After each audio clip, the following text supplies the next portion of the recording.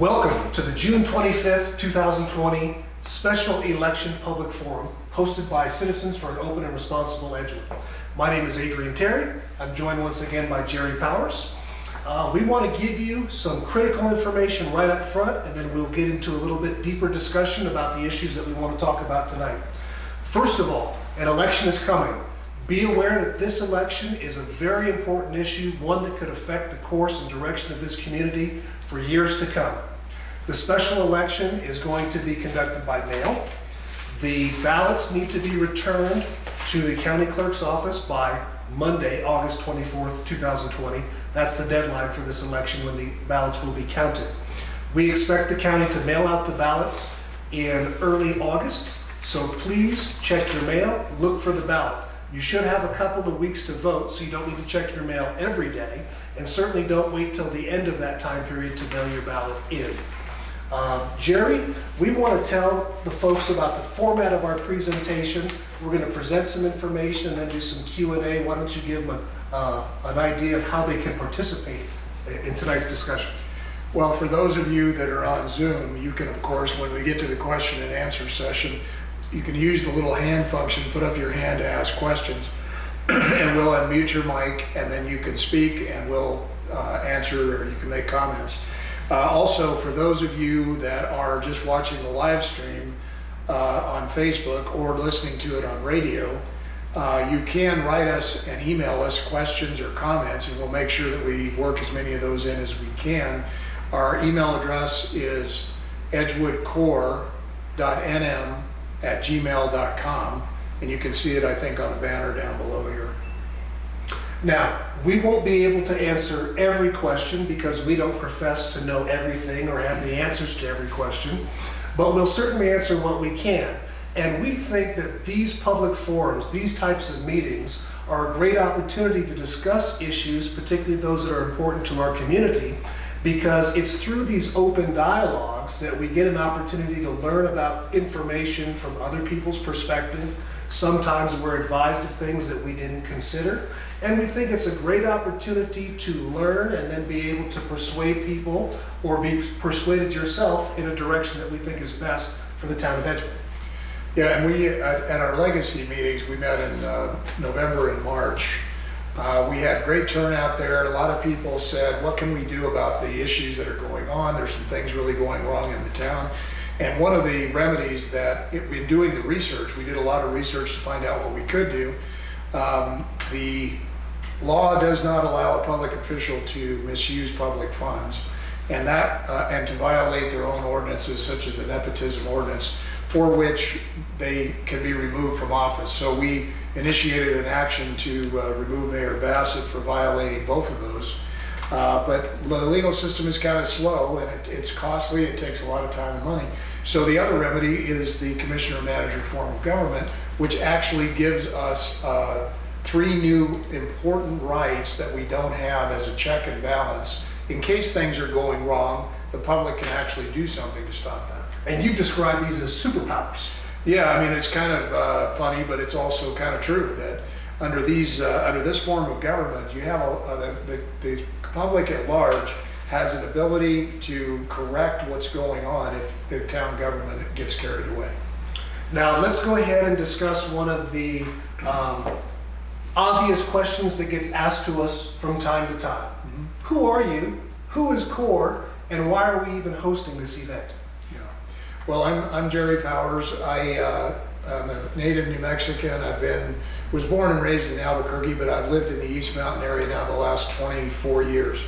I've lived in Edgewood about 3 years now, and I'm a retired contractor. There's a depth of actually a lot of knowledge and talent in the CORE pool, but it's just people who have, like yourself, that can't stand to watch things going off the rails.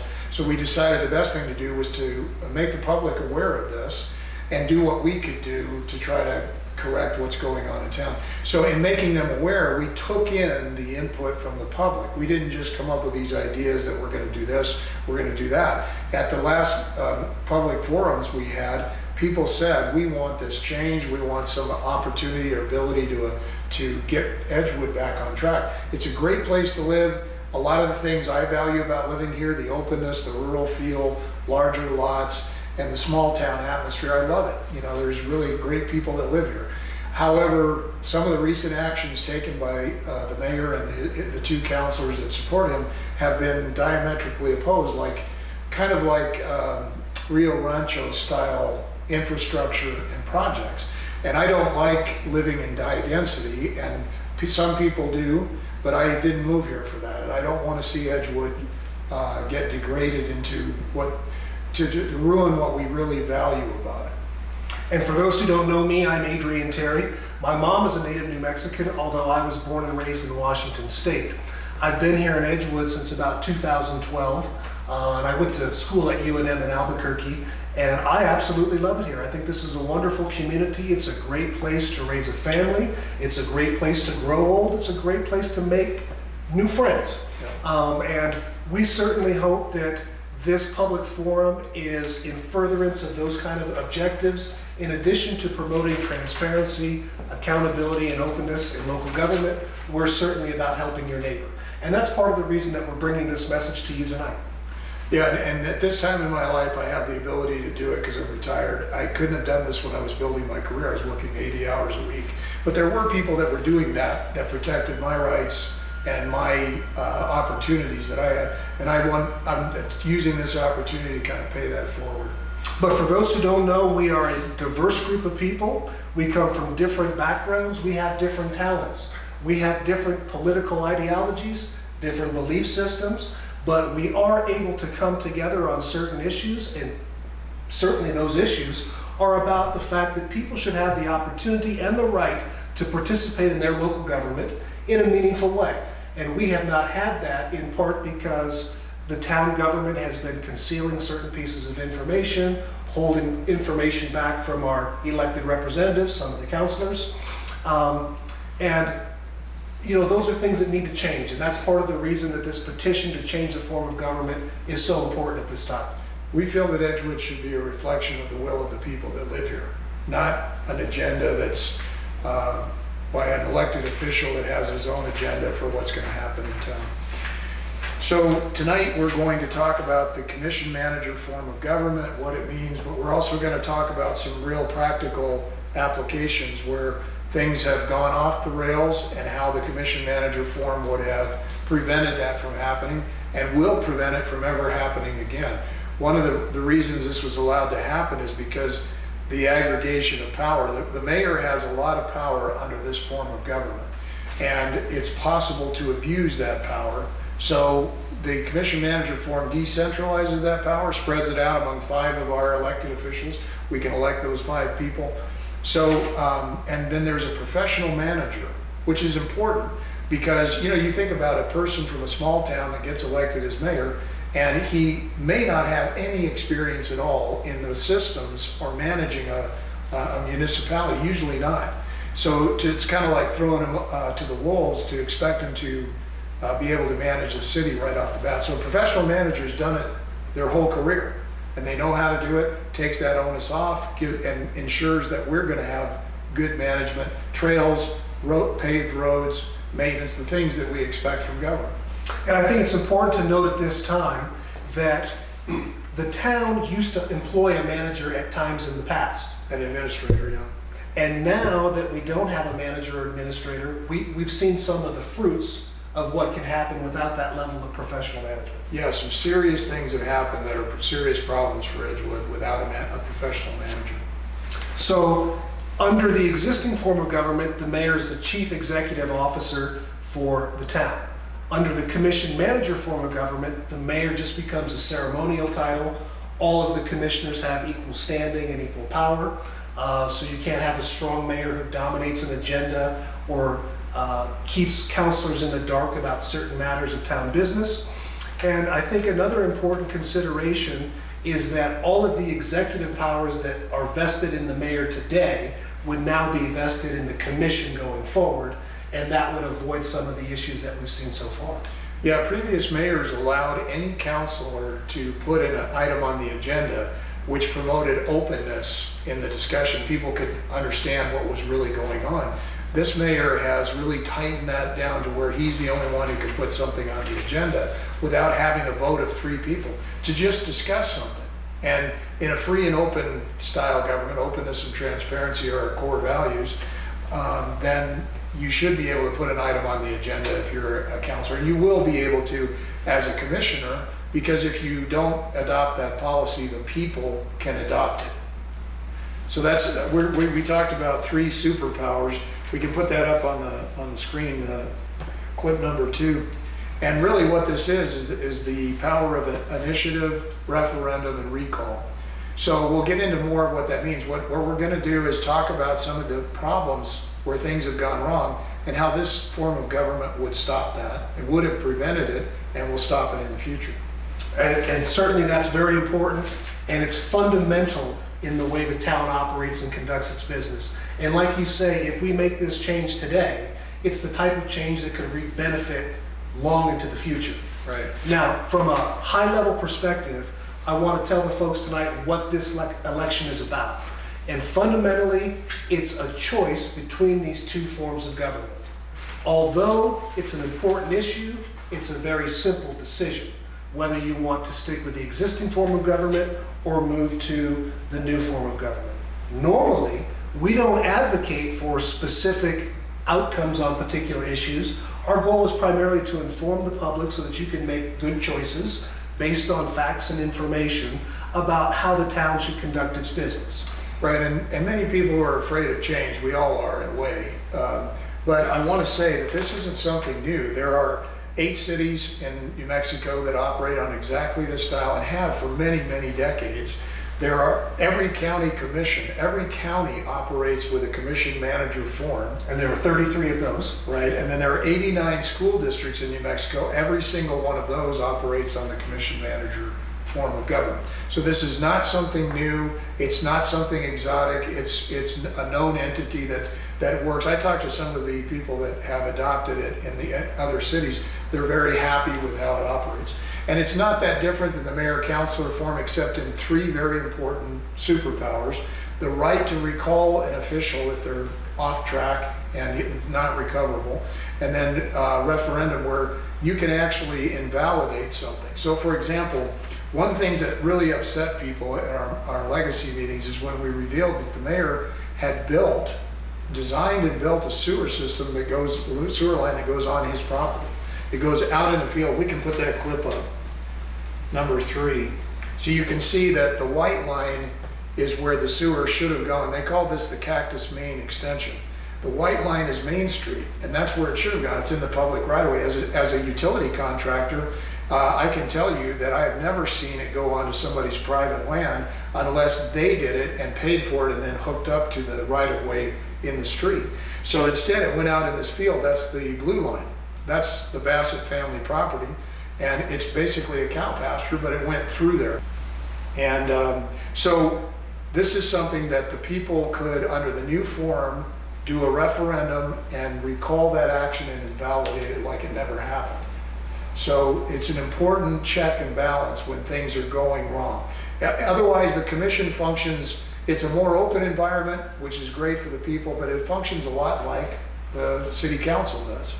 It's just that we have these checks and balances we didn't have before. And then initiative would be the flip side of the coin on the referendum issue. If the public demanded certain actions of the town and the town refused to take those actions, then a petition could be filed for an initiative to enact the proposal of the people, and if it passes in a special election, then the town would be forced to take that action. Right, right. So another thing that has happened recently that most of the public probably doesn't know about is the sewer plant has been operating at enormously high levels of fecal contaminants on its effluent. Not supposed to. It violated, starting last October, there were spikes in the fecal coliform with the fecal contaminations in the effluent. And one of our members routinely walks up and down Church Road for health and other things, I guess sanity as well these days with COVID. But anyway, he was able to determine that there was this smell that was never there before when they're dumping this water on the dirt roads in order to suppress the dust. So he investigated it through the New Mexico Environment Department, requested the records through the Legal Open Records Act, and was able to determine that it was 24,000, I can't remember the measure, but it's 1,100 times what the legal limit is. 1,100 times. 1,100 times. I've seen towns exceed the limits. It happens sometimes, but they get right on it, get it back in limits. It has been out of limits ever since, and the town operator, plant operator, has said it's still not where it needs to be, even though they're taking a lot of steps right now. It's harder to get it back when it's been let go for a long time. So I know one of the issues that's certainly related to this is that in our investigation of some of the challenges with the sewer plant, the town started issuing monthly wastewater reports. Yeah. So were there reports for these? yeah, so what happened is the lab reports were not disclosed to the public, but they took those reports and would make a report to the city council. Well, we found out by comparing the laboratory reports to the council reports that in October and November, those reports were actually altered so that it concealed that it was out of bounds by 1,100 times. They said it was within the legal limit. Which is less than 1 unit. Right, so we believe those reports were intentionally falsified to sweep this under the rug. And more evidence of that is after those two reports, they quit reporting to the town council. Councilor Abraham repeatedly asked, where are our reports? Where are our reports? And they wouldn't provide them. So this is a serious problem. When you've got a cover-up going on of something that affects health and well-being, especially with this COVID thing going on now, that they're dumping this contaminated sewer water onto our roads. So under the commission manager form, how would that have changed? Well, for one thing, with a professional manager, they would never sweep something under the rug because they'd be fired for that by the council. And they're actually liable if they do that and somebody got hurt.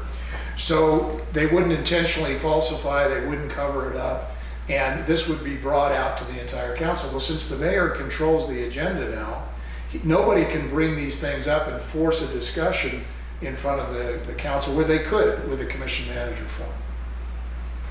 Well, we believe that not only is this commission manager form of government a tool that can be used by the citizens to avail themselves of additional rights, but we also believe that a change in government is necessary because of some of the bad conduct, some of the mismanagement and other issues that we've seen under the current town administration.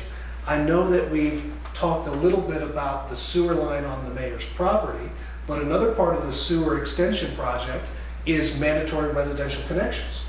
Right, and people were really incensed and angry when that came out. They came out with an ordinance that would make it mandatory for everybody to hook up. Well, people didn't want that. They came out up in arms at many meetings, packed the house, and the council was forced to give exemptions to all those people, but eventually that's going to come into play.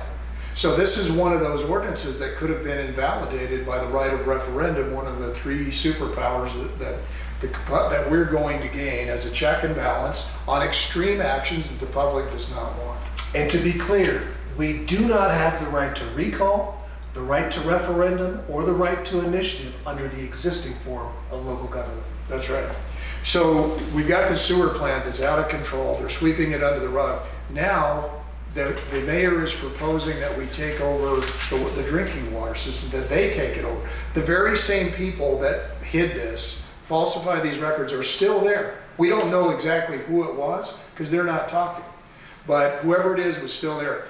I for one, don't want the drinking water taken over by the same people that don't even know how to operate the sewer plant.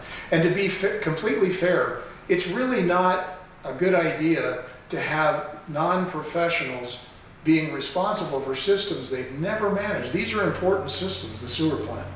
So we need a professional manager, and that's the other thing, how the commission manager form would prevent these kind of problems. So in talking about taking over our water system here, maybe we could put up this slide. This isn't a normal sale where the town offers to buy it from the company that runs it, which is EPCOR. They've said it's not for sale. So the mayor's sent a letter of condemnation, meaning they're going to do a legal takeover and force it through the legal system. Well, that could cost $2 to $4 million. You can see by this clip that the town says it's gonna cost $14 million through condemnation. They set the value there. Well, you can see by this clip that the estimated acquisition cost is the short bars. They're always about 50%. The towns always underestimate how much it's gonna take to do this by double and sometimes triple. So if that's the case, it would be $28 million for the town to take over the EPCOR system, and at least $2 to 4 million in legal fees. So how would the new commission manager forum stop this? Well, if people decide we don't want to run up huge debt on a water system that's functioning fine now, then they could invalidate, if they do adopt a resolution saying we're condemning this, they could stop that. And we've determined already they've spent over $100,000 on legal fees and probably $30,000 to $60,000 on engineering costs going toward this. Well, they held meetings back in July of 2018 where people were furious about this. We can put up that other clip. Because it was reported in the newspaper, it was such a big It was reported in the newspaper, and in the Independent, there's an article, and you can see that people were not happy about this and did not want, the overwhelming number of people were against it. So for 2 years, they've gone underground with this proposal. They've still been working on it. We've asked on multiple occasions to have public hearings so the public could come out and say, we don't want this, or we do want this, or whatever. And I know they've talked about water quality. Now, there's a lot of hard water in Edgewood. It's in our reservoir here. There's nothing can be done about it at the ground level. If treatment was an issue, they could do a public-private partnership, which I've heard recently was proposed by EPCOR, and said, yeah, we'll treat the water. So it doesn't have to be this train wreck of a condemnation action to forcibly take it, waste all these legal fees, go into debt that we don't currently have. This administration has raised taxes twice. So we have a property tax here we've never had before, generates revenue. We have a higher gross receipts tax because they raised that, but they're taking in more revenue than ever, and we're seeing less and less. The equestrian center got closed for failure to maintain.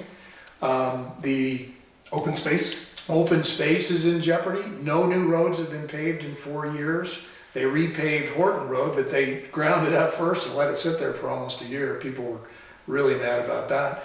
And then the other is trails. They talk a lot about trails, but no new trails have been built here under this administration. So the $2 or $3 million, however much they've wasted on residential sewer that nobody wanted, came out really opposed to, could have been spent on new trails, new roads, and certainly to maintain an equestrian center. It doesn't take much. And as you noted, initiative, a right that we don't have currently, is the type of process that would allow the residents, if this is what they chose, to compel the town to look into a public-private partnership with a water company or other utility, or could compel the town to spend a certain portion of their annual budget on certain features or accommodations that we think are important to this community. Right, for example, they could say a certain percentage of the revenue every year has to be spent on new trails. So the public could initiate that through the initiative process. It could also include paving. You could say, well, a certain percentage of our revenue has to go toward paving new roads each year. Those things are very doable and easy to do under the commission manager form. And I suspect that once the town management knows that we have these rights, all we have to do is go in and they'll start listening. Because if they don't listen, the people are going to do a referendum, or they're going to do an initiative, or even a recall. There's a remedy. There's a remedy. And right now there is none, so they don't listen to what it is that people are saying they want. So we've talked a little bit about the sewer line extension, the problems with the sewer plant, the proposed EPCOR takeover, and certainly a fundamental problem there is that they're doing that in the dark. But another issue that we've noticed is that there's been an abuse of power in our local government, and there's been a lack of decorum and respect, and really, as you say, things have gone off the rail. Yeah, that's true. Before we get off the EPCOR, I want to just mention one other thing. We've got one other slide here that will show people how it's going to affect our water rates. So if we can put that one up. This is a spreadsheet, and it's based on an example of a condemnation action right in our backyard. 50 miles away from here in El Dorado near Santa Fe, they decided to take over the water system. They proposed an acquisition price of $6 million, went in through the legal condemnation process, and of course, it ended up being 13 million because you have to go appraisals and the court decides what it's gonna pay. So towns typically undervalue, El Dorado did. It ended up costing over twice what they said.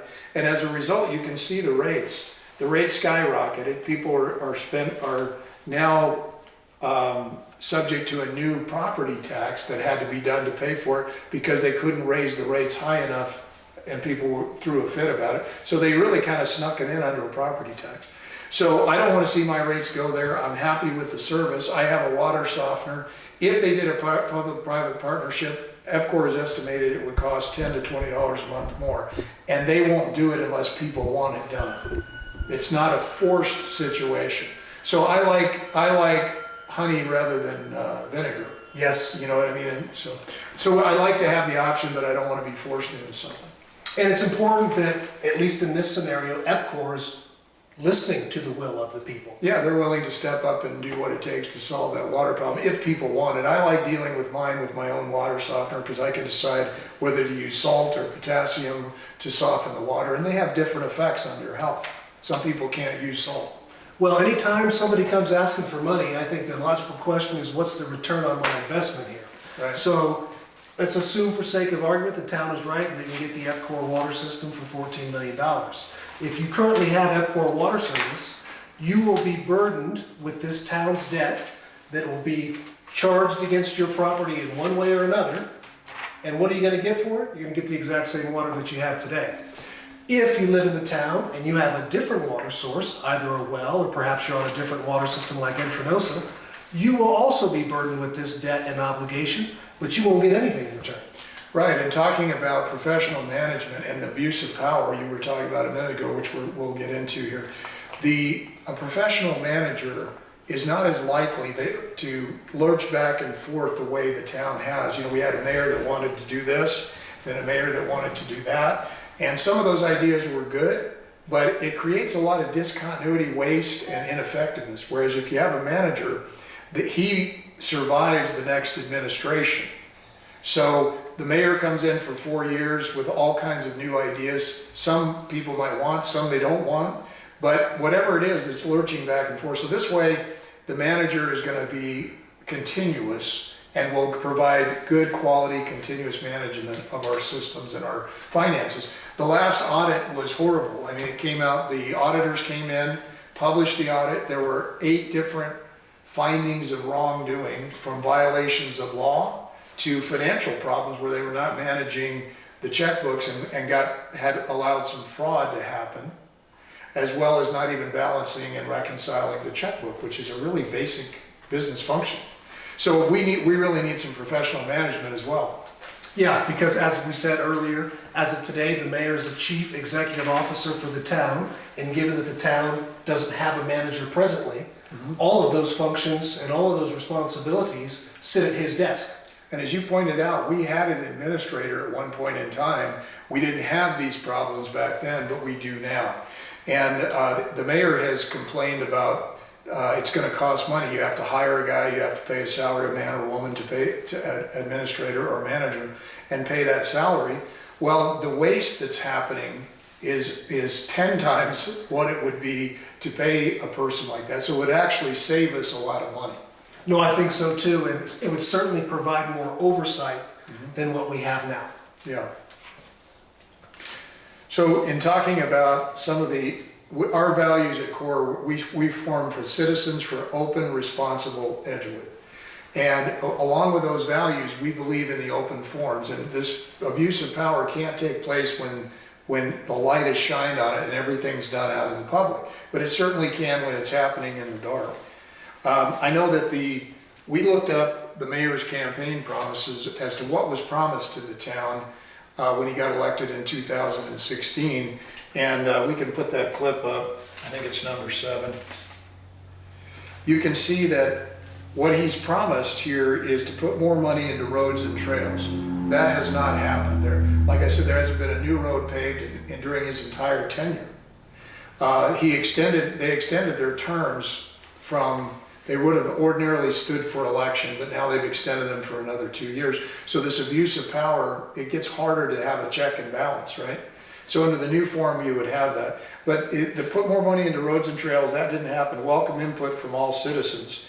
That certainly hasn't happened. You and I have both, as well as other core members, experienced all kinds of tirades, rants, name calling out from the podium at public meetings. And even with counselors, the counselors that have tried to represent concerns that the public has, they get cut off, shut down, and they even get called names.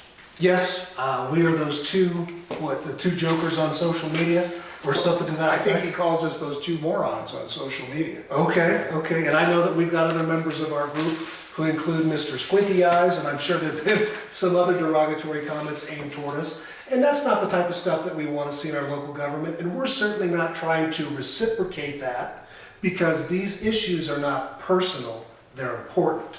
Yeah, there are important issues about what's going to happen with Edgewood. How is it going to be densified because of all this residential sewer? That's usually what happens. I've seen it in other communities, like even in the north part of Albuquerque, where they had all these horse properties, nice big open areas, large lots. They put in the sewer, and they always sell it as a good idea. We're going to have residential sewer, it'll be cleaner and it'll be better. Well, then what happens, the next wave of planners comes in, turns over, and they come in and say, well, now that we have the sewer, we can densify this area. We can go down to quarter-acre lots. And it just ruined some really beautiful places. I hate to see that happen in Edgewood. And that could be stopped if that was even proposed, like this, it's already been built, but they're proposing new sewer line extensions. So that could be stopped under this commissioner-manager form. And we certainly weren't aware that that type of issue was going to happen, because we had received a promise that sewer was only going to be extended in commercial corridors. Yeah, let's put up that clip. I think that's number 11. I've got a copy of it here, and you can see on the screen it says concentrate infrastructure development in the core area along I-40 where sewer lines already exist. So that didn't happen, and in fact, it's 180 degrees from that. Instead of keeping it where the sewer lines already existed, built entirely new residential sewer instead of the commercial area where it was supposed to stay and stay concentrated. Well, there's an old saying, certainly not unique to me, that you can never trust a politician. And this is exactly why those superpowers provided under this new form of government are so important. Yeah. So let's put up clip number 8. Talking about openness, government functions best and is a reflection of the will of the people when it's an open process. That means you get information that you ask for. You can talk about whatever you want to talk about in public meetings. Any counselor can put an item on the agenda. None of that is really happening now. There's a lot of bullying, hostility toward input. Well, we asked for how much this legal process that's happening with EPCOR, the proposed takeover, they're spending legal fees on. We wanted to know how much. So put up that clip on number 8. This is what we got, and you can see that everything nearly was blacked out. Now, they're not really allowed to do that under the law, but we haven't pursued it through the courts. We would just like to make a change in the form of government that will require them to be more open, because you can't turn around and go to the courts every time, but that's what you have to do here. In fact, this special election we petitioned for, that the citizens did, signed a petition, that requires the town to hold a special election. Well, the law says it has to happen in August. And the law was very clear. It was really clear. I mean, any person, I read it, you read it, it was very clear. So the mayor voted, put it on the agenda to vote for either August or November, had his other rubber stamp counselors that usually vote with him to vote it for November, and push it off to for whatever reason he wanted it moved. But we got a hold of the Secretary of State, who is the chief election officer. She runs all the elections. She interprets the law. She wrote a letter and said, you must hold it in August. And she wrote that letter on May 1st. That's right. So almost a month later, he still ignored all of that input. The two counselors that are concerned about openness and following the law, counselors Abraham and Jaramillo, had to go to a judge and have a judge order him to do it. And this is extraordinary, that a mayor will not follow the law and will use whatever techniques he's got to delay. They canceled 2 meetings after the Secretary of State wrote that letter because they knew it was going to come up. That we were going to call them on it. The public was going to say, hey, the Secretary of State says this, what are you doing? So up until the court ordered him to do it, and then they finally relented, held a meeting, and were forced to do it. You don't want to have to force your elected officials to follow the law. That's a basic premise in America. Especially when it comes to a right as fundamental as the right to vote. And you have already noted that we were deprived of that right that we would have had in March of this year to vote this mayor out. That's right, they extended their terms for 2 years. So the right to vote is prejudice in this town for whatever reason. And the only reason could be the will of the people is not important, it's the mayor's agenda that is important to him. So the other thing that's happened, maybe we could put up clip number 9. One of the things the mayor promised is to welcome input from all citizens, no more blame games, zero tolerance for public tantrums by members of the governing body. But of course, the mayor has routinely violated that. Not just the mayor, but you know how it all flows from the top. If the mayor's misbehaving and doing things, the others feel more comfortable that they can get away with it doing. So we have a clip here. This is an article from the Independent. It's January 18th, 2019, and the Councilor Jaramillo is quoted in here as saying, "Councilor Abrams, you're the most senior member of this council. I've been shocked for the 3rd time by your condescending tone and attempts to control Councilor Abraham through anger, yelling, shaking your finger, telling people to cease and desist and making threats about what other actions you're to take, which are abusive tactics." Another citizen, Bryce Simons, said that Bassett decided to throw a temper tantrum and try to bully her into submission through your diatribe at the December meeting. So this kind of behavior is, not only is it unpleasant, there should be civility at the very least. That should be the floor standard for government. And it discourages people. It's like if the counselors are getting treated this way, how am I going to be treated if I stand up there and voice my concerns? So it shuts down, it creates an atmosphere of closed government instead of openness. And opposing views are suppressed. The mayor cuts off debate, calls for the adjournment of meetings while a councilor is still talking or requesting information about an important item of public business. Right, and the standard in government is to allow whoever's speaking to have the floor until they're finished.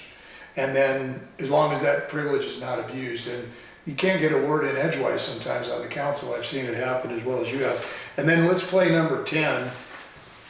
This is the mayor talking about, and to Councilor Abraham, who has requested more information on some subjects. But now I'm told she's an avenging angel. She's going to be there and she's going to set things right. She's going to root out corruption and incompetence. She wouldn't know corruption and incompetence if it bit her. That's what was here. That's what was going on when I got elected. And now I hear, well, let's all come together and hug it out, bitch. I don't think I've got that in me. So I think that clip speaks for itself. I can't even make a comment about that. That is so abhorrent in his behavior toward another member of the council, much less a female who is half his height.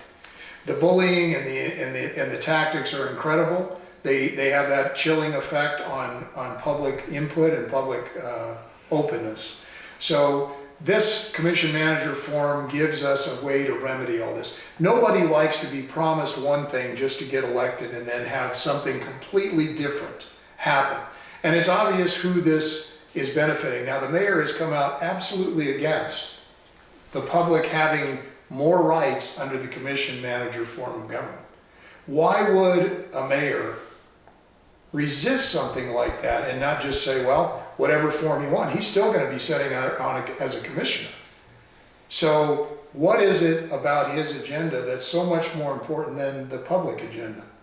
I don't know, but as you've noted, while this mayor opposes the change, we have had mayoral support from past mayors Right. who have also attended some of our public forums. Right, the three former mayors, Mayor Sturley, Mayor Hill, and Mayor Calkins, who's now passed away, all attended our meeting in November, and the other two attended our second meeting. Mayor Calkins passed away in the meantime. But they all support what we're doing because they realize that there's something fundamentally wrong happening here, and that they want people to get the input into government and have Edgewood look like the will of the people, not diametrically opposed to what we were promised. So if maybe we can play that clip of the video of Mayor Calkins. This was his last really kind of public act. He was on oxygen, he wasn't feeling well, but he thought it was so important that he came to this meeting and even offered these comments. Do something about this. I know John Bassett, he's my second cousin. He hates my guts. And his don't smell good.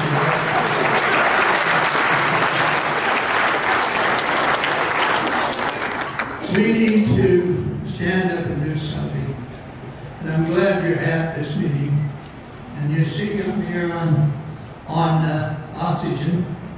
But I thought I needed to come to this meeting because things it's too bad. It's just going crazy. And we just hope everybody pays attention and wakes up to the fact of what's happening. Thank you.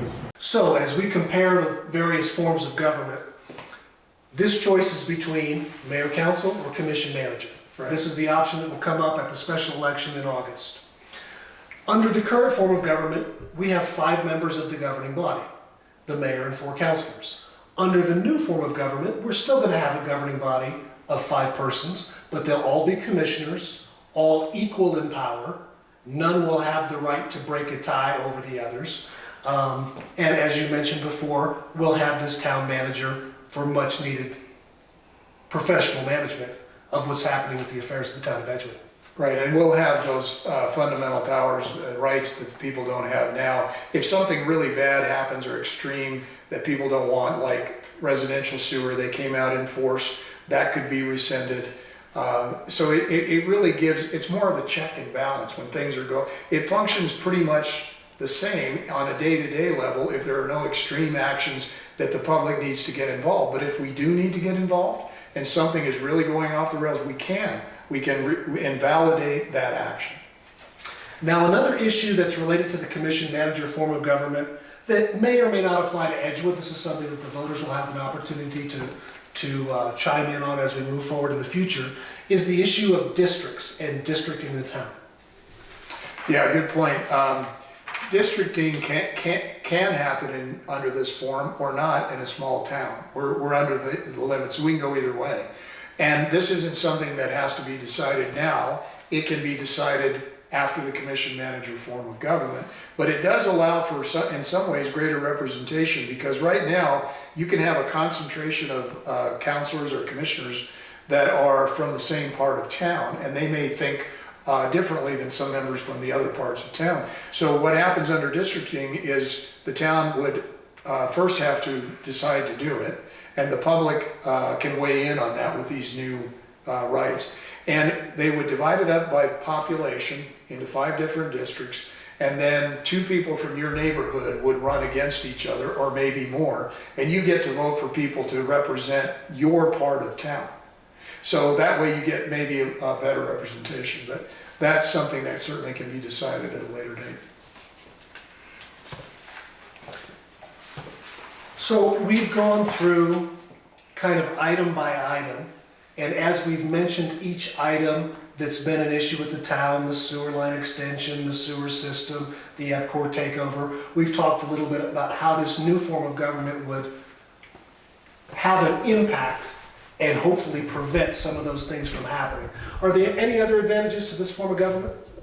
Well, I think basically just the openness. It desegregates most of the power from the mayor to the 5 commissioners. And anytime power is segregated like that, it's better. That's why we have checks and balances. under the Constitution, the executive branch, the legislative branch, the judicial branch, because they recognize that if power gets aggregated or concentrated in one area, or in this case, one person, that abuse of power can and does usually happen. So the checks and balances stop that. Under the new form of government, we'll have checks and balances that we don't have now. And we'll have the will of the people. Exactly. And that's very, very important. So maybe we could just take a second. I need to grab something. We can go to the question and answer part. You can get your questions answered.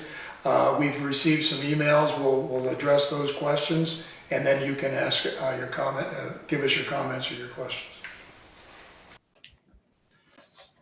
So we've had some email questions come in, and I'm going to ask anybody who has questions that they raise their hand on Zoom. There's a little function down there where you can hit the hand icon, and we will unmute your mic, and we'll take you in some kind of an order, and you can ask your questions. In the meantime, we can at least answer some of the email questions that have come in. The first one is a good one. Mm-hmm. And it's, why should you believe us? What do you say, Jerry? Well, we have really applied ourselves. There are some engineers in our group. There are people that have run wastewater plants before, have managed some of the systems. I'm a utility contractor, so I've actually installed a lot of these systems. But essentially, we don't want Edgewood to become something that is outside what most people want. I think I've talked to a lot of people here during this, and it is apparent to me that most people that live here value the very same things I do about Edgewood. The open field, the rural small town environment, the rural area. So they want the same things I do. And I think it's important that everybody have their voices heard. This is not the way government's supposed to run. So why should you believe us? Because we live here, we're from here. None of us have any other kind of an agenda in this. We don't have any other stake other than we care about the community and we live here. And I'm highly skeptical at times, and I would tell you that you shouldn't take our word for everything. And one of the things that we strive to do is to make all the source materials available on the Ion Edgewood Facebook page and the Ion Edgewood website, so that you can look at that information for yourself and determine if what we're saying is true or not. Yeah, most of the same information is on ionedgewood.com. You can go there just by Googling ionedgewood.com, or our Facebook page, which some of you are watching on tonight. And anything that's not posted up already on those sites, we will post tomorrow. Well, something that you noted just a moment ago, Jerry, is kind of what's in it for us. And I would say one of the things that people should know who are listening and tuning in tonight, whether tonight or sometime later, is that we are equally affected by the actions of this town. And one of the things that we want to do is we just want to be heralds of information to let you know what's going on.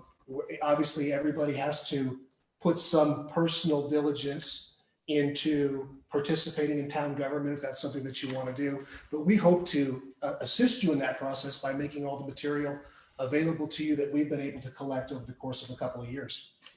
I was around when Edgewood got incorporated, and I actually was living in Moriarty, but there was an issue going on with Santa Fe County that really negatively could have affected our properties and our rights to do what we wanted with our property, because they have different ideas in Santa Fe. So Edgewood incorporated with that idea that they could have self-rule, self-determination.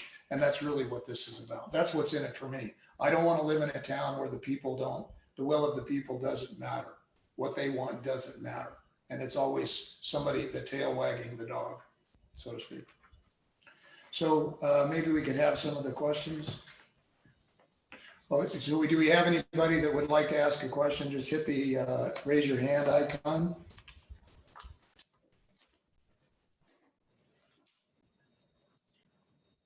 Okay, I understand we have our former mayor, Bob Sturley, that has raised his hand. Could you go ahead and unmute your mic?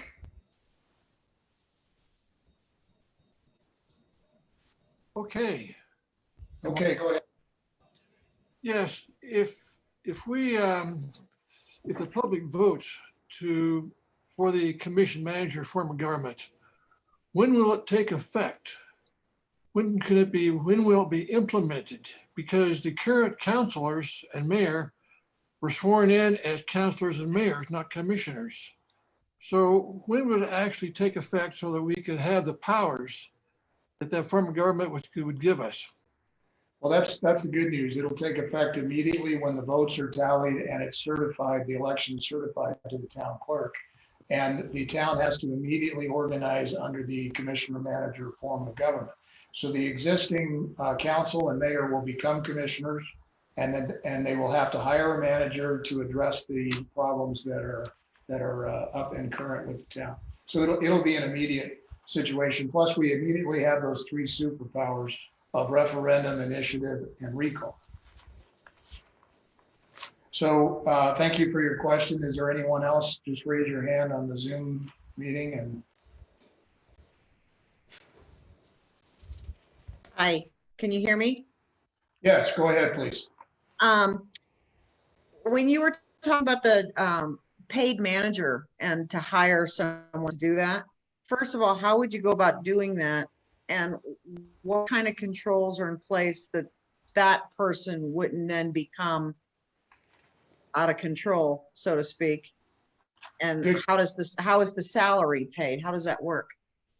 Good question. The town had an administrator at one point in time, and we're paying them out of the revenue from the town. The current salaries that I've looked at from other cities that are about our size range from 70 to 80,000, something like that. That's what we're currently paying our town clerk. Our deputy clerk's making about 50,000 or so. So it'll come out of those revenues, and the town has more revenues now than it's ever had. It's actually taking in more revenues. Plus, what I like about the cost savings with a manager is the efficiencies of professional management. So we didn't have the kind of problems we have now with the sewer, and there are substantial fines that actually were levied by the environment department because of some of the spills that happened and some of the violations of the sewer laws in New Mexico. So those can range up to $10,000 a day. So the $2 million that went in the residential sewer, which was promised that we were going to keep it on 66, we could have, how long would that pay a manager's salary? 20 years or so. So we have the benefit of professional management. We have cost savings and efficiencies. Plus, one of the other things I like about the manager situation is I know in my own business, when I was building homes and doing general contracting, a manager is essential, because if I had to manage day-to-day everything, and I knew what I was doing because I'd come up from a carpenter, from a laborer actually with a shovel. So I knew what I was doing, but you can't expect somebody who just got elected in a small town with no experience to be able to manage these efficiently. No, that's certainly true. I'm thrifty, but I'm not a true penny pitcher. And I think it's important that the town actually allocate the resources that are necessary to make sure that it is properly managed. And if it costs a certain amount of money to get someone to do that, then that's what needs to be done. And we believe that through taking that sort of action, what you're actually going to do is save the town money in the long run, because you have somebody who's on the job, trained, qualified by experience to make those sort of decisions. Yeah. And if people get to have the input, like we could do an initiative that says you have to spend so much percentage of your budget every year on trails, so a percentage on roads, well, then that manager would be bound to do that. And then I guess the second part of that question I realize is that what's going to keep them from being corrupted, I guess, and from behaving in this kind of a manner, aggregating too much power. Well, one of the things is they're an employee of the town and they can be fired. And it just takes a majority vote of the commission to fire that person. But most of these people that I've met that are managers, many of them are engineers. They've spent their entire life and career doing this. And there's not that many employment opportunities. It's one town, one manager.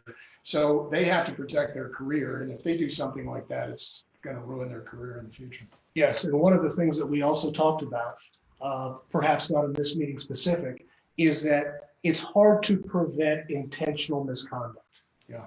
But you have to be on the lookout for it. And one of the advantages of this form of government is those three superpowers that we've discussed that give the citizens a remedy if something like that does happen, because we can't do that now. Yeah, for example, if the majority of people were against the condemnation of EPCOR, and the commissioners voted it in under the new form, could immediately file a petition for a referendum on that, and people get to vote. And if they voted against it, it's null and void. So you actually, it gives the people a lot of power, actually. Do we have any other questions? Okay, if anybody has a question, please raise your hand. Oh, I understand we have a question from Ray Seegers. Can you unmute his mic, please? Can you hear me? We can hear you, Ray. Go ahead. Okay. I'm under the understanding that when various documents came from the town to look into the financing of a variety of things, that a tremendous amount of money has been spent on attorneys for this EPCOR condemnation. And when I talk to the average guy on the street, and I'm in the real estate business, I talk to people every day that live here. You know, they often tell me, oh, I thought they dropped that EPCOR condemnation. But roughly how much have they spent on it in the last 6 months in terms of just attorney's fees? Well, I think that's a good point. They've spent enough to pay a year's salary to a town manager. So here we've got this, the town was overwhelmingly against the EPCOR takeover when they had meetings in July of 2018. Since then, everything's gone underground. They've gone into closed session. So we've asked several times for public hearings. We've asked multiple times for public hearings and a report on just where we are on EPCOR without any public disclosure. So that's part of the problem. With the new form of government, you could force an initiative or referendum to stop the takeover, or at least you make it public and say, you have to disclose every step all along the way so we know how much you're spending. You saw those redacted legal bills. A lot of that was for EPCOR, where they were coloring out and blacking out all that. And I would say to you, Mr. Seegers, that is a very timely question, because there was a town meeting just last night, Wednesday the 24th, and the town clerk presented a financial report for the month of May that showed that the town had spent another $22,000 in change on this EPCOR matter. And there was some pushback from some of the counselors about this financial report, because that's a lot of money. Yeah, some questions. Absolutely. And one of the things that Councilor Hadamina pointed out was that the amount of money spent should have correlated to a certain amount of hours, like 150 hours for attorney time. That's like, And she asked the mayor what the town was getting for this 150 hours, or what they were doing in this 150 hours. And there was no clear answer. And that kind of conduct is just not acceptable. what did he say when he was asked about it? You know, to the best of my recollection, he said, I don't know, we're going to have to look into it so I can find out. Yeah, we really need more openness in this environment. You know, when it's the same thing when I was running the general contracting company, I was doing that. We had meetings with everybody, all of the people that were involved, subcontractors and our employees, because everybody would come up with a different idea and they had different backgrounds, came at it a different way. That you definitely make better decisions when everything is in the open. I understand we have a question from Phil Anaya. Could you unmute his mic, please?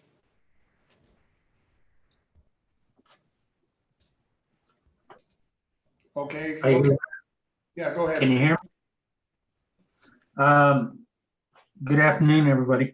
I want to go back to discuss something that a question that Bob Sterling had when he was talking about the commission manager salaries and stuff like that. Before you can even get to that point, you after the election is held, then you have a quick swearing in ceremony. Then you have to hold a meeting. That meeting has to be advertised after the election. It's a special meeting. And then you have, at the meeting, then the 5 counselors that have been elected need to elect a chair. And then at that point, the chair will conduct the meetings to request a motion for all the things that need to be on the item or on the agenda. So those are the steps that need to really be figured out. before you can even talk about hiring a manager or anything of such. Yeah. Yeah, that's true. Good point. There are some steps they have to go through, but the commission manager form will go into effect immediately and they'll start that process. And the superpowers that we mentioned for the people are in effect immediately. So if a big decision is made that the people don't like here, that action can be canceled. So do we have any other question? Anybody? Just raise your hand on Zoom and we'll take your question.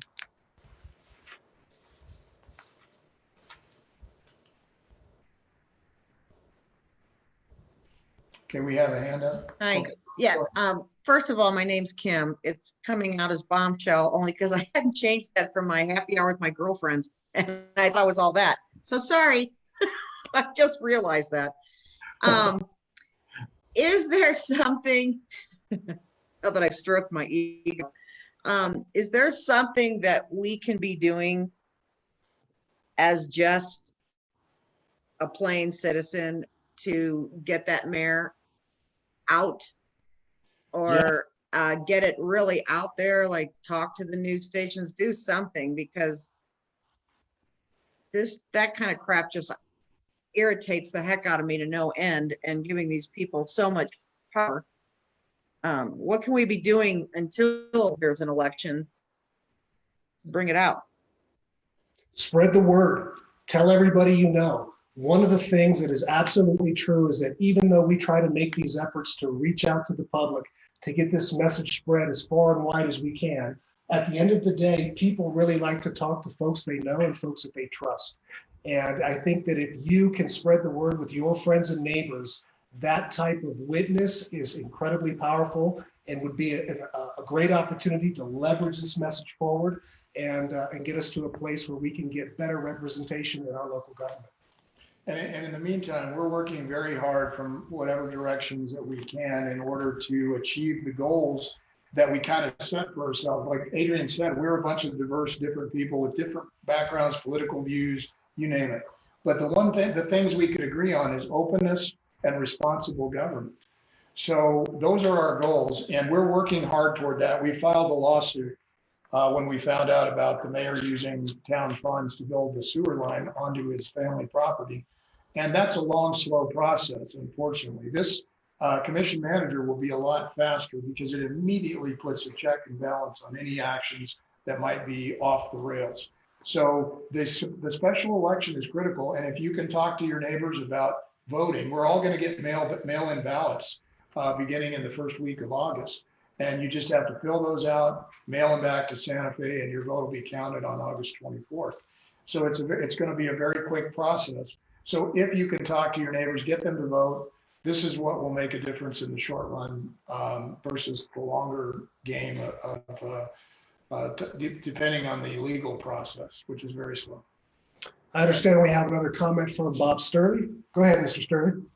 Yes, so I understand from what Phil said that they'll have to hold if the election is successful to change the form of government, they'll have to have an organizational meeting, and the current councilors would become commissioners and start acting as commissioners. When would the next election be to elect commissioners directly? Well, that was a little bit of a sore spot with us because the statute actually says that within 10 days after the election is successful, you have to call for a commissioner election, which was to be held according to the statute at the next general, municipal, or local election. So the plain reading of that would say it's got to happen in November. So the Secretary of State, we've realized that the election laws are conflicting in a lot of areas. They just changed them recently. And they created a lot of problems, as many as they solved maybe when they did that. So the next election for commissioners wouldn't be until November of 2021. But at least with the commission manager form of government, there's not a lot of damage that could be done that can't be resolved through the superpowers of the commission manager by the public. The other thing that can happen is if somebody is really a bad actor and just keeps going off the rails, doing things that people don't want, you don't want to have a referendum after referendum, so you go for the recall. Correct. and you solve the problem there. And I think that once the commissioners understand that we have these abilities now, the public has this power to do this, that they will start listening to the public.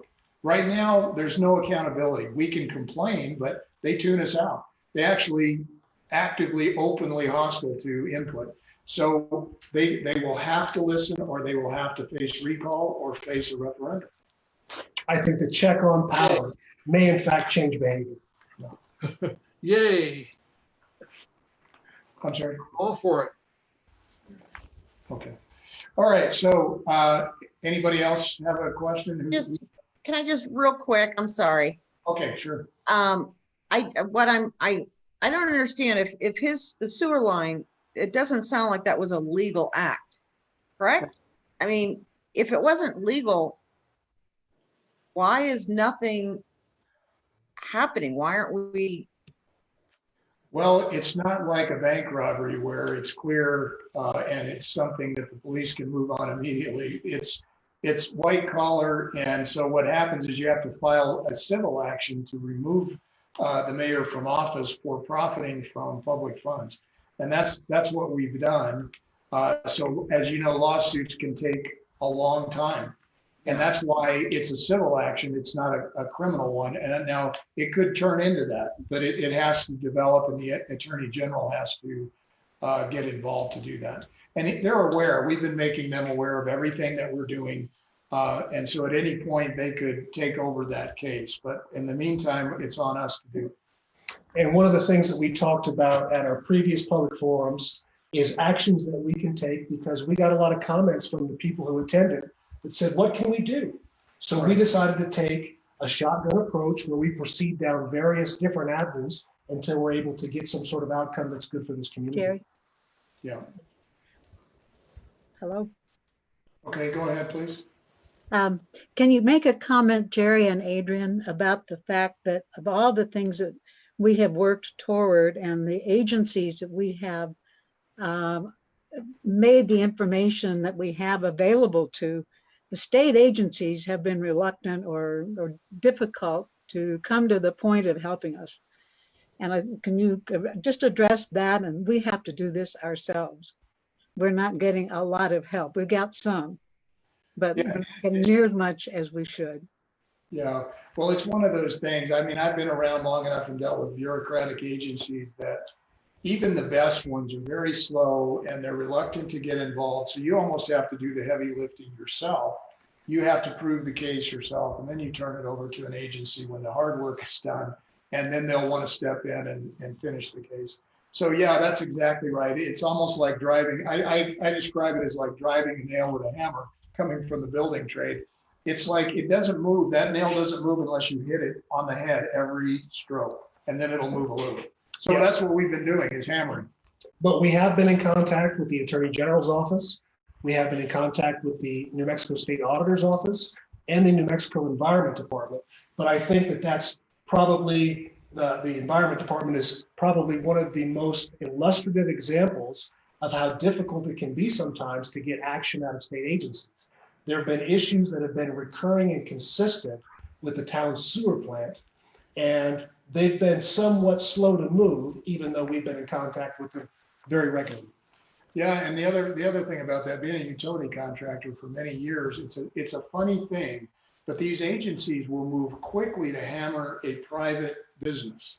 And then when it comes to a government agency, somehow they all kind of give each other this extra slack, you know what I mean? But it is only a matter of time until all these things come to a head, because you can't continually violate important health and safety regulations and legal statutes with regard to misuse of funds. It's only a matter of time. Yeah, and that's above and beyond the risk of the public health. Right. I believe we have a comment from Phil Anaya. Terry, this question's for you. And I'd kind of really like to get a clarification on this. So the day after the election, this August, and if it passes that we are going to change the type of government that we want, do the councilors then become commissioners, and the mayor is also a commissioner, then the clerk becomes the manager. Is That's not, that the way that this is going to work immediately?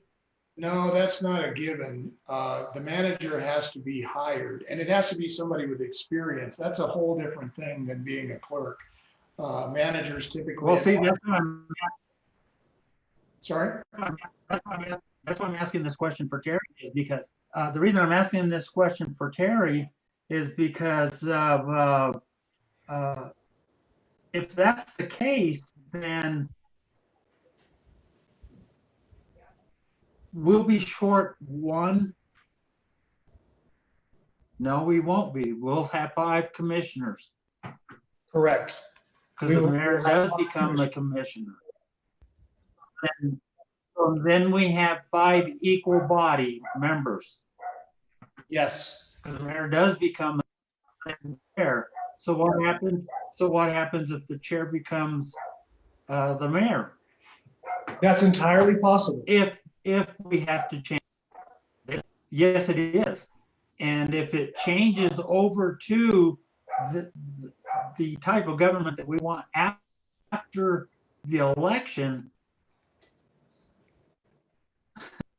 yes, we're still going to have a problem. Well, you're right, and here's the thing. The same people will be there, and there will be 3 commissioners that may vote together. They may make the mayor the ceremonial chairman, the ceremonial mayor. But we have the recall, initiative, and referendum checks on their power. So even if they do things that we don't want done, let's say that they decide they're going to close all the recreational facilities in town, they're not going to maintain them anymore. They've already done it with a couple, the equestrian center and what's the other one? Section 34. So if they do that, immediately after this election, when we organize, those powers go into effect. So the people we get 200 signatures on a petition and say, you have to keep these open and you have to budget for them and you have to do the right thing here. And then immediately their decision to close is put in abeyance. It's in hold. It doesn't go into effect and then the special election happens and we vote it out. So, and like we were saying, if that problem persists, then you can recall whoever is the bad actor in that majority of 3. And if you have to keep doing referendum, you might as well just do a recall and get it over with. Yes, and you can recall 1 or more commissioners, including all of them, at the same time. But I think one of the things that is true is that we are trying to make progress toward a goal. And ultimately, that goal is a more open government that is reflective of the will of the people. This change to the commission manager form of government is a step in that process. And one of the preliminary steps is the change in style, the appointment of a manager, and in time, an election to get new commissioners and hopefully people who are much more representative of the folks in this community. Right, so it will stop a lot of the damage that could happen, taking on a lot more debt, taking over facilities that the town doesn't want, shutting down recreational facilities they do want. All of that could be checked under the new powers that are granted to the people under this new form of government.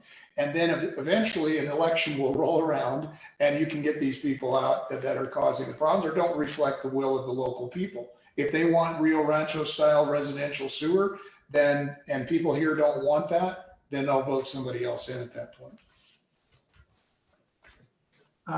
Terry, thanks for answering that question, because the council or the commissioners can be kicked out of office, basically. So that would be our checks and balances for ourselves. Yeah, that's kind of what I was looking for. Thanks. Thanks for the question, Phil. And that's my experience with politicians is as long as they think they can get away with it, then it's a freebie. But when they know that they can be recalled or they can't get away with these actions they're taking, it's going to be a whole new system, and the people will finally be listened to in this town. So if there's anybody else, we can just put up your hand. I do have some email questions. I've got one for you, Jerry. Go ahead. There are some folks who say that this election is going to be a costly endeavor and it's a waste of money. But you had an opportunity to call up to Santa Fe County. What did you discover? When I talked to the deputy clerk of elections up there, I asked him how expensive is a special election. And he said, well, it amounts to about $2 a voter. So I can't think of it. That's the cheapest form of democracy I can think of. And I can't think of any money better spent. I'd much rather spend $2 per voter for this. And there's about 4,000 voters, so it's going to be about $8,000. But when you're spending $100,000 a year or more on legal fees and $35,000 on engineering and another $35,000 on some kind of an appraisal for an EPCOR system that people don't seem to want, I mean, it's peanuts, right? And the town takes in $4 million a year, so that would be like 0.0002 or something like that % of the budget. Very small. It's a steal to find out what it is that the people actually want for this community. Right. So let me know if we have any other questions. Otherwise, I'm going to move on with some of the email questions. We've already answered some of these because some of these were the same questions that people have been asking.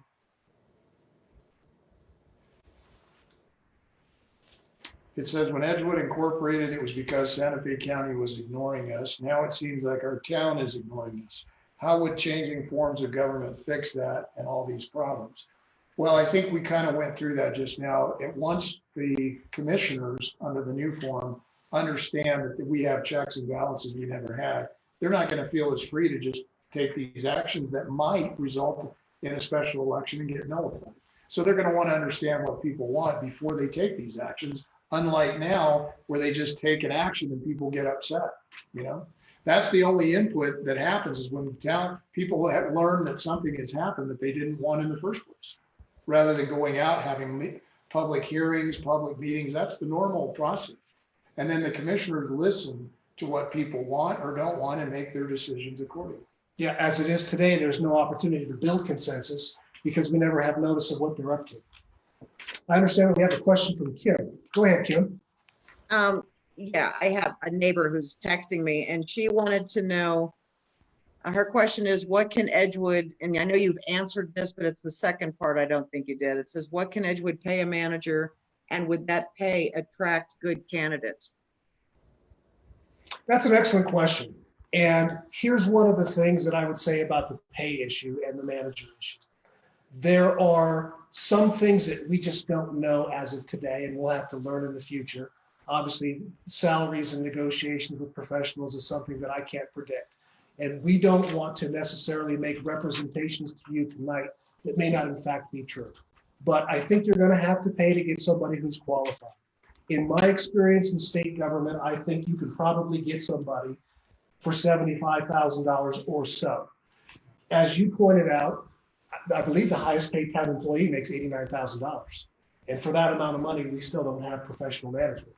So there could be a reallocation of resources, or it could be the case if they just need to spend more on staffing to do the work that needs to be done. I know right now that the sewer plant is understaffed. There's only one person there. That could be a hazard in and of itself. But with respect to the manager, what we believe is that somebody who is competent, professional, and on top of things will actually save the town money day to day as they conduct the operations of the town. It's the cheapest insurance you can have in a town because like today, I understand there was a sewer breakage and leak behind Walmart. So the raw sewage came out. And then they've been operating the sewer plant at these, over 1,000 times above the legal limit. If somebody gets exposed to that and gets hurt, and it's happened in other towns, children have died from being exposed to this kind of non-sanitary conditions. And so they sue the town for millions and millions. I mean, it's very cheap insurance in form of safety, life, and money. Well, and one of the things that is true too is that accountability has to be related to a person. For you to be accountable, that takes something out of Jerry. And there was a meeting some time back where people were asking, who's the administrator of the sewer ordinance? That was a question that had come up at the time. And the mayor said, well, I'm the mayor, so I guess it's me nominally. But by having a manager, we will have somebody who is accountable, somebody who is appointed as the chief administrative officer for the town. We have another question there. Can you have that?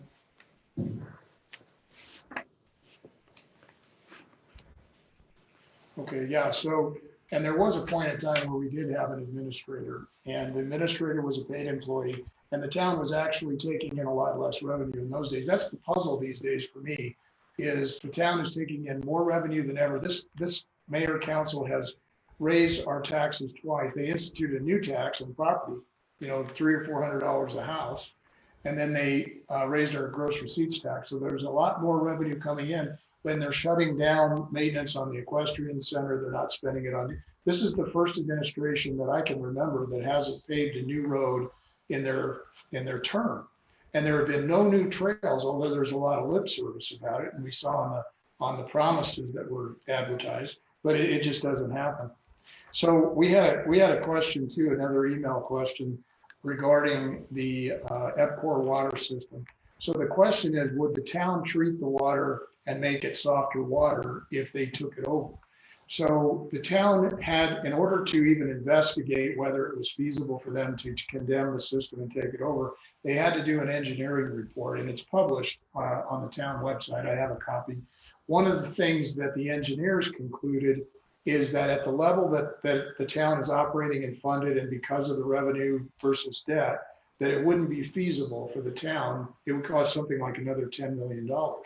Now, EPCOR has come out in public and said they would be willing to do a public-private partnership to do that. They actually did a survey of the town and said, would you pay $10 or $20 a month more on your water bill for soft water? And the majority of people said no. But if that's changed, and the majority of people said yes, that is a possibility with EPCOR in place. And with the town, their engineering report says no, can't do it. It's too expensive. So the other question is, why do we keep saying, or why are people saying the rates would go as high as they would go? Is our screen share working? Okay, so we can put up clip number 5. We had this up a little earlier, but I just want to revisit it. So you can see the orange bars are, these are case studies. We searched everywhere for case studies on condemnation. And it was very difficult. We couldn't find a single one where the estimated cost actually ended up being double what they had estimated. So you can imagine it's like your house. If you have a $200,000 house and your mortgage payment is $1,200 a month, if you go to buy a $400,000 house, it's going to be twice that much. So the rates have to go up. And we have that great example right in our backyard, 50 miles away from here is El Dorado near Santa Fe.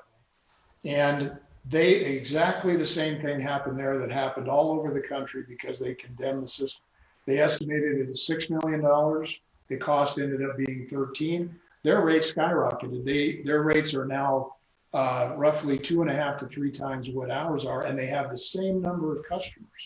So it's a really great case history, and I believe in history. They say that those who don't listen to history are doomed to repeat it, and I'm afraid that's what's going to happen here because we couldn't find one where it actually worked out. And in our case, we're talking about figures that are much bigger. Yeah. So let's see. Does anybody else have another question, or should I take an email first? Okay. So let's. You said the town has raised taxes and is taking in more revenue than ever, but is not paving roads, building trails, et cetera. Where's all the money going? I think we know the answer to that question. Yeah, we know that it's going to legal fees. They've actually hired a lot more employees, but not a town manager. It seems like the salaries, we did a salary check, and some of the salaries are almost double what a comparable sized town pays. It just looks like waste to me, a lot of it, and poor management, which always creates more waste. They had to come up with $1 million, which they got this time from the capital improvements through the legislature to fix some of the problems that have been going on with the sewer plant. So there's some serious problems going on with that sewer plant, and I'm glad they got the money, but good operations will keep it running. And just like your house, if you let it start to fall apart, it's going to be a real expensive renovation as opposed to just keeping it up and maintaining. I understand we have a question or comment from Martha Eden. Go ahead, Martha. As far as rates, it's important, I think, to tell people that we lose the protection of the PRC if the town takes over. And he doesn't listen to us now. He says, oh, you'll be able to protest if we raise rates too high, but they don't listen to us now. Why would they if they owned EPCOR? You want to emphasize that. No, thank you for that. I mean, the Public Regulation Commission is what Martha was talking about, the PRC. And it is a consumer protection agency because anytime there's a monopoly like the telephone company or water companies or power companies, when you have a monopoly, you don't have any choice. If they weren't watched over by somebody, their rates go through the roof. So it's there only to protect people who are customers of water systems or electric utilities. And that protection goes away if the town takes over the water system. And that's one of the reasons why El Dorado was able to raise the rates the way they were. I've got a friend who lives up there and he tells me, they make a lot of mistakes. They collapsed a well, they had to drill a whole new well. And he said they just bury it in the rates or just raise the rates every year. So I like having the protection of the Public Regulation Commission. I've seen them in action, they're effective.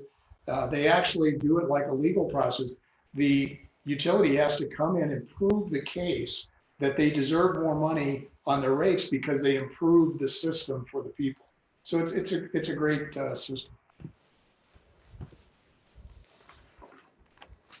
Okay, so do we have any other questions from the Zoom audience? Okay, so let's see what we've got that we haven't answered yet.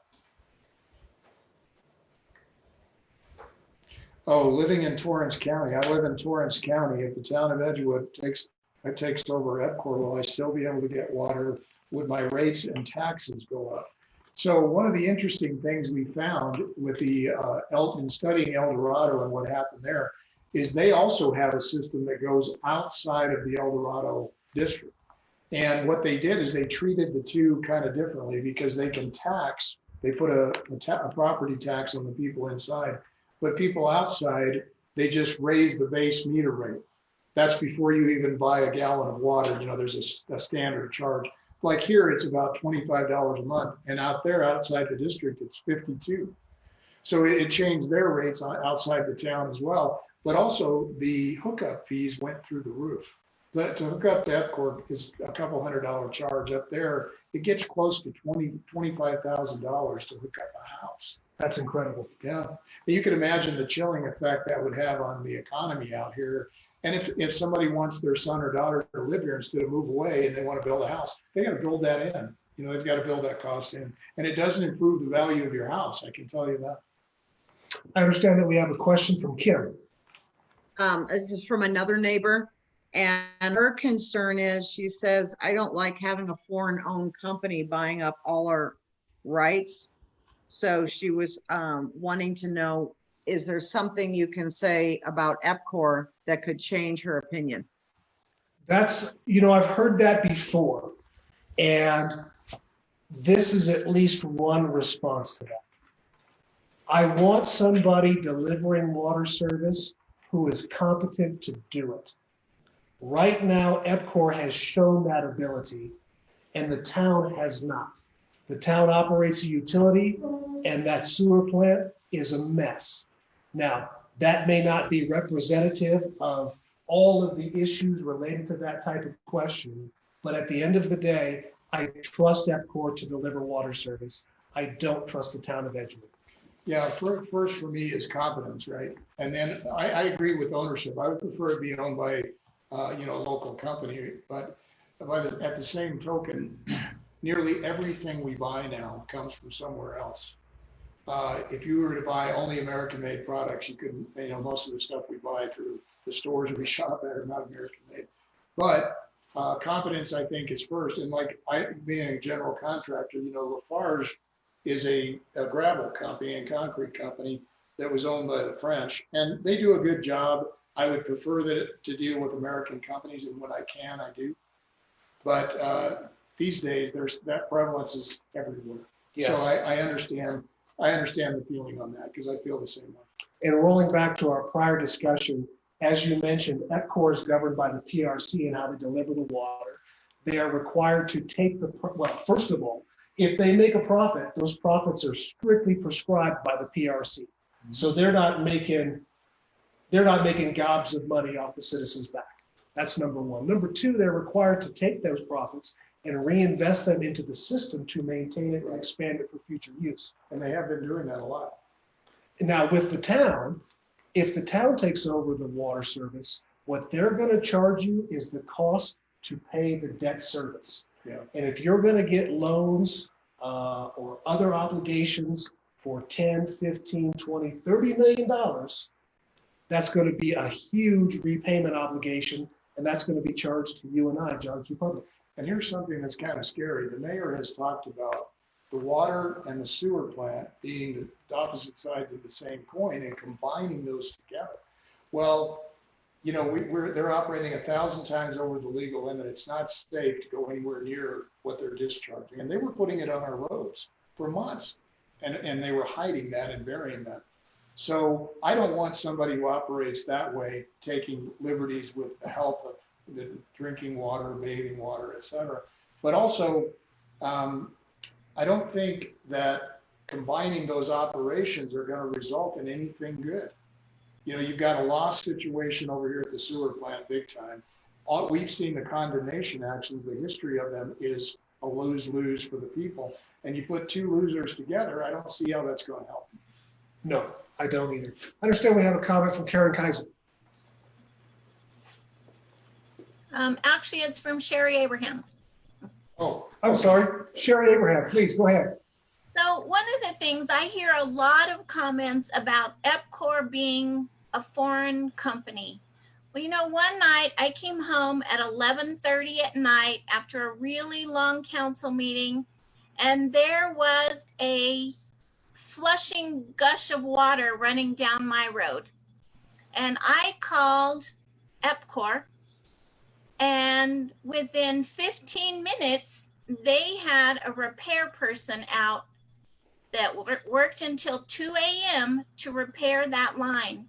You know, there's a lot of talk about them being a foreign-owned company, but these are our neighbors that work for EPCOR and that run EPCOR and that have been here a long time. You know, I trust the people that work at EPCOR. I respect them. I got good service from them. And I've never felt like they have tried to tell me, oh, well, you're going to have to wait until Monday morning. I mean, that was late at night on a Wednesday night, and they showed up and took care of that. Not only was it wasting water, it was running down my private road and washing it away. So urgency was important to me. Thank you. Thanks, appreciate the question. You know, that reminds me too, I had the same situation. I think mine was self-inflicted. I was doing something in my backyard with my landscape, and I hit a gusher back there. And I called them, and they were right there. And I have being a utility contractor, I've dealt with a lot of different utilities. Santa Fe is the exact opposite, and they are owned by the city. The city bought, didn't condemn, but bought out the utility water system from PNM. And they are the worst service I think I've ever had. So every year I've had to argue with them about my bills. It's what you're lucky if you can talk to somebody. You know how that gets in a government bureaucracy. So I prefer to have a privately owned, at least, utility that is responsive to their customers.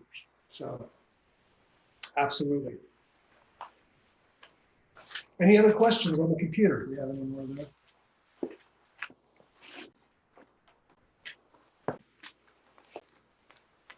Okay, so in case you missed some of I just want to say this before we take another question, but if you missed some of the beginning on Facebook, we're going to rerun that. We're going to run the whole recording. We recorded this whole thing.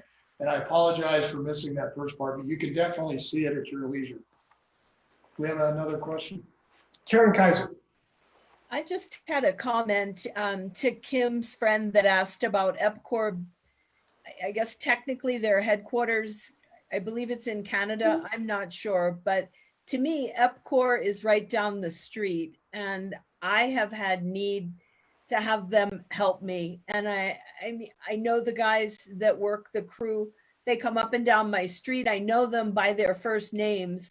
They're born and raised here in Edgewood, and I've never been treated like that so positively by any utility, and I'm an old lady. So I don't care where the headquarters is. I care how much do they charge me? How do they treat me when I have a problem? And do they do a good job? And I give EPCOR an A+ on all of those things. The water is awful, but we cannot blame that on EPCOR, and the town can't fix it. But I can promise you the town wouldn't be sending somebody to my garage to help me when my water heater is exploding, because I moved here and no one warned me about the water. It took me a few years to figure it out, but I'd still probably not understand how to live with it if Manny and his crew from EPCOR had not been kind enough and knowledgeable enough to spend half a day in my garage helping me figure it out. I can't say enough positive things about the EPCOR for Edgewood that's right down the street.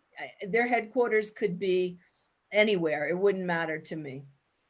Yeah, one of the scary things about it too is I turned this up and they're reading that engineering report. The town has used economics that I don't think are realistic in the first place. But one of the things they've done is they're going to give, if they take it over, they've projected a pay cut for all of the EPCOR employees. They're going from an average of around $15 an hour down to something like $9 an hour. And I don't know about all of you, but if you have to take a 40% pay cut, I think you're going somewhere else. So all of those people with experience are not going to be working for the town, I don't think. I think they'll go look for decent paying jobs. So I think that's another factor. I have a question that I want everybody to think about as well. This is my own question. What is it going to cost us if we don't vote for the commission manager form of government? If we let this continue down the road it has, with the train being off the tracks, what is it going to cost us? I mean, we're talking about a $14 million projected condemnation cost, of which they're going to spend $2 to $4 million in legal fees, which we don't have right now, by the way. What is it going to cost us in water rates? What is it going to cost us in these new hookup fees that are going to depress the property? Because if you have to build a $25,000 hookup fee into your house, and it doesn't raise the value of your house, you've lost that 25. The other thing is, maybe we could put up another clip. It's called Sewer Phase 2.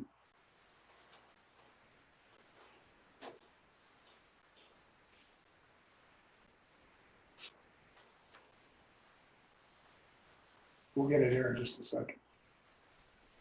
Okay, so you look at this map, and that's the intersection of 344 and Dinkle up there. And you can see all of the blue shaded land there belongs to the Bassett family.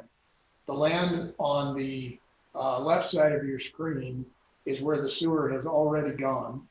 And there's the phase 2 that they built into their priority list of projects is to build residential sewer west of 344 on Church Street, which abuts his property. So there are more projects, more debt, more off the rails, more anti the promises of what we were promised when this mayor and council came into office.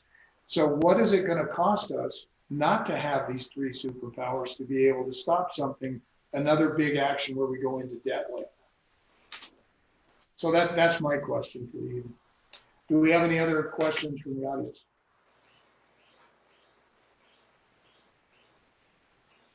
Well, we'd like to thank you for joining us tonight. It has been our privilege and our pleasure to bring this information to you.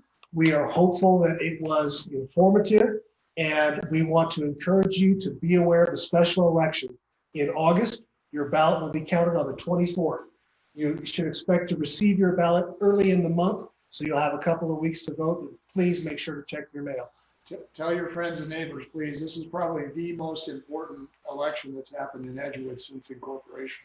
It's an opportunity for the citizens to take their power back. Thank you for joining us. This is Adrian Terry and Jerry Powers, bringing you another public forum by citizens for an open and responsible Edgewood.